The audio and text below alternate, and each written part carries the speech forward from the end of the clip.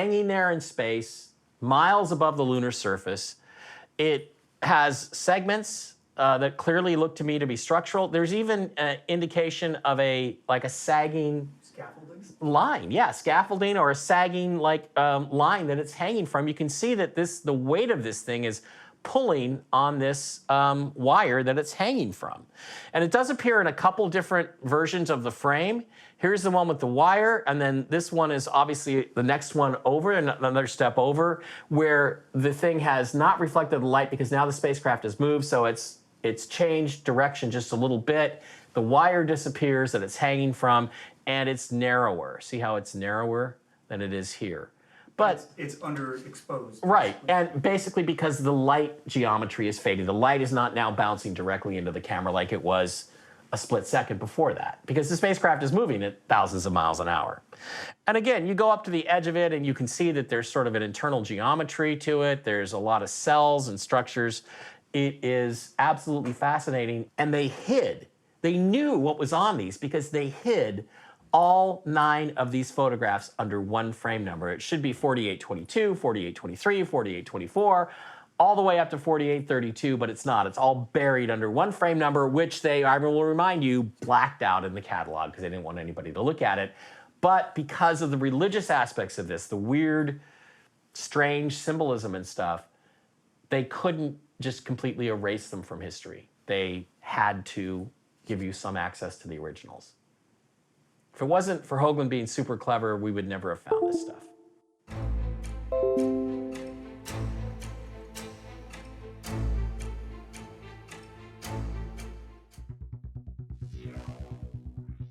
For the first time, man is about to set foot on the moon's surface.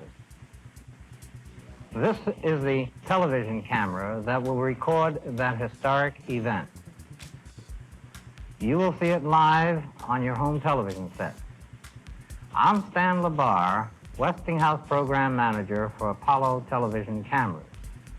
The public is probably most familiar with this color television camera that was used by astronaut Tom Stafford on Apollo 10. And this is the camera that took those extraordinary color pictures of both the Earth and the Moon. Incidentally, this color camera will be used in the command module on Apollo 11. But the world attention will be focused on this small black and white camera that will be located in the lens, and it will record the astronaut as he descends to the lunar surface and takes those first monumental steps. This is Apollo Saturn Launch Control. We passed the 6-minute mark in our countdown for Apollo 11, the flight to land the first men on the moon. The vehicle starting to pressurize as far as the propellant tanks are concerned, and all is still go as we monitor our status for it.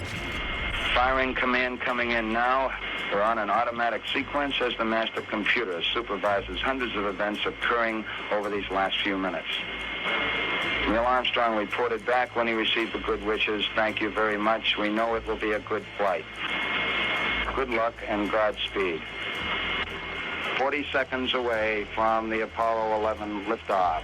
All the second stage tanks now pressurized. 35 seconds and counting. We are still go with Apollo 11. T-minus 15 seconds. Guidance is internal. 12, 11, 10, 9. Ignition sequence start. 6.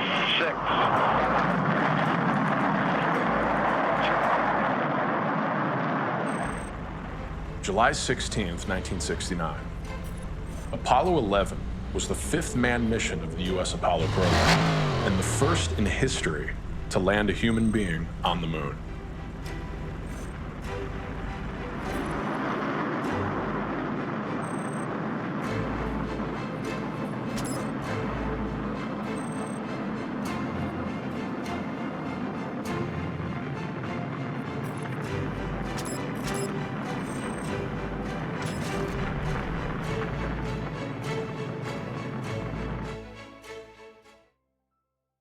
Today, I wanted to give you a closer look at a very brief segment of 16mm DAC motion picture footage from the NASA archives that was originally shot back in July of 1969 during the flight of Apollo 11. And the footage was taken through one of the windows of the command service module during what was called the Translunar Coast, or TLC phase of the mission. And this was the 3-day period when the astronauts were crossing the almost 400,000 kilometer cislunar void that separates our Earth from the moon. And at some point during this outbound journey through cislunar space, one of the Apollo 11 astronauts did some unscheduled shooting with the 16mm DAC motion picture camera, and in the process managed to film several unidentified objects outside their spacecraft. And to show you what I mean, let's first just have a look at the raw segment of footage exactly as it's archived and shown by NASA in their Apollo archives. While this particular clip has been digitally archived by NASA so that when played back it appears to be about 1 second in duration, it is not actually showing us a 1 second period of time caught on film. This clip we're examining here is actually time-compressed stop-motion footage. And in this case, the sequence is comprised of 11 individual distinct frames of 16mm film that were originally exposed at 1 frame per second intervals over a period of 11 seconds. And this type of stop-motion filming was possible because the Mauer 16mm DAC that was used throughout the Apollo program was in fact a variable frame rate motion picture camera that was capable of shooting at 4 different preset exposure speeds, either 1, 6, 12, or 24 frames per second. And in the case of this footage, rather than archiving it at the correct 1 frame per second playback speed, they instead incorrectly archived the sequence as if it had been shot at 12 frames per second instead. So this means that NASA actually present this stop-motion sequence in such a way that it is being shown at a playback rate that's 12 times faster than what the frames were actually exposed at. Whatever these objects are, they are clearly flying free in space, and you can say with certainty that they are definitely not any declared satellites or known debris. We don't know what they are, where they came from, how they got there, where they're going, or what they're doing there. And that, by definition, puts them into the category of being unidentified.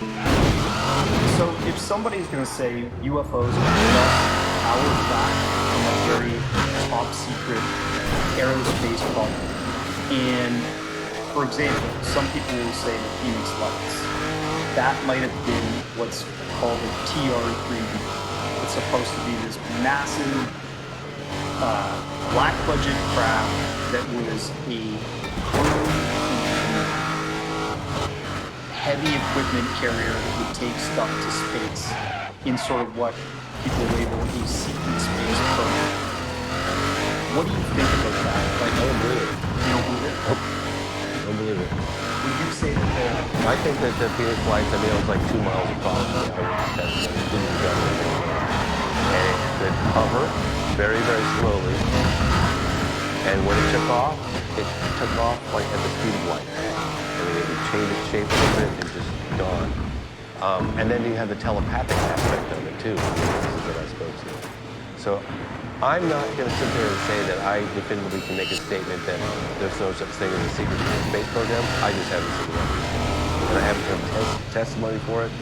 And I'm highly dubious. Even though here I am putting out a film on a UFO crash with live aliens in town. But I just haven't seen it. I mean, it makes sense that there are sightings here. Why wouldn't there be sightings out there? You know, it's not my area of expertise. I don't I look into the phenomenon, and if it leads me to an astronaut, great, and if not, you know.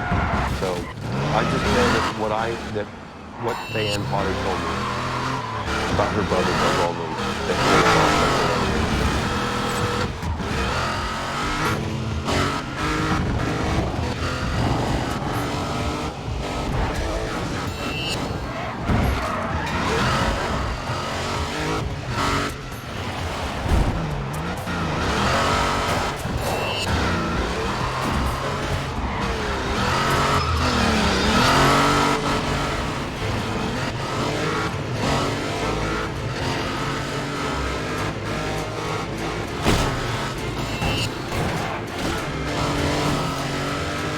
landing was on July 20th of that same year, and the following day, 2 astronauts became the first to walk on the lunar surface.